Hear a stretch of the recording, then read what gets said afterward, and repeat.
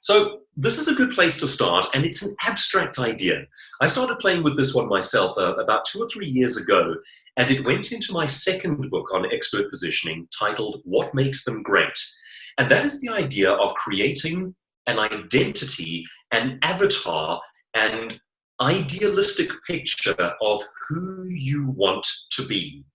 Now, this applies regardless of the industry you're in. Let me explain what I mean by that. In fact, I'll give you a couple of examples of people who have discussed this idea before, and that will perhaps help it to come alive.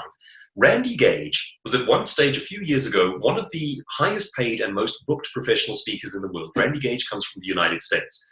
In a session that I attended at the National Speakers Association in Dallas, Texas, he discussed this interesting idea of the avatar that he sees for himself when he designs his stage persona, his marketing, his presence, everything to do with his brand.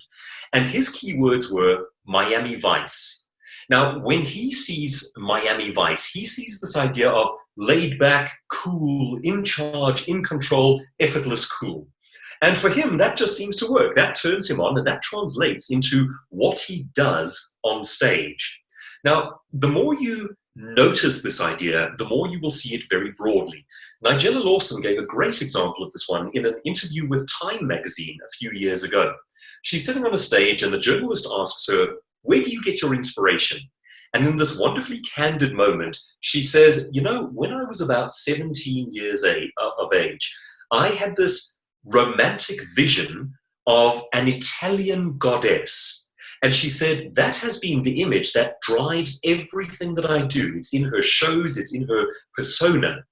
Nigella Lawson is as British as they come. And yet, when you think about it through the lens of that idea, Italian goddess, doesn't that just capture everything she does? So she is not just doing food. She is not just sharing recipes.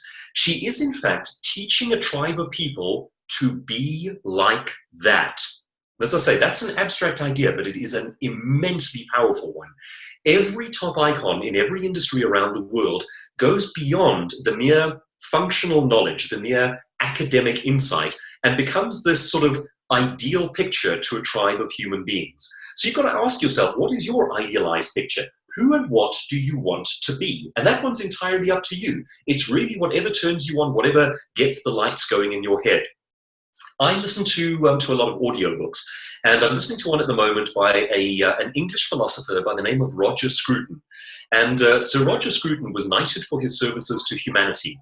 And that shows us that we're talking about a person at a very high level of intellectual achievement. And even he does it himself. In a very candid moment, talking to an interviewer, he said that his idealized persona is this picture he's always had of the English country gentleman. Now, who knows why? That just works for him. And if you see him with a slightly wild hair and the kind of mad professor look, you can see how that comes through in everything he does. It doesn't have any impact upon the specific knowledge that he imparts, but it's something that lights him up, this idea of being the English country gentleman. So the question is, what does it for you? Is it something that is, say, sophisticated and cool, like a George Clooney kind of look? Or is it perhaps something like Elon Musk and the Iron Man character?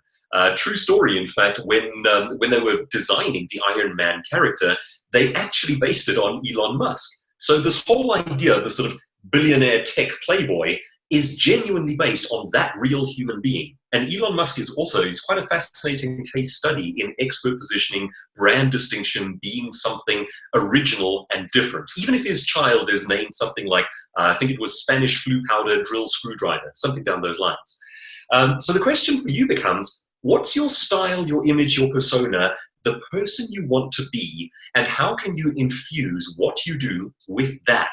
It helps with your motivation, but it also helps to create this kind of world that people get to be a part of.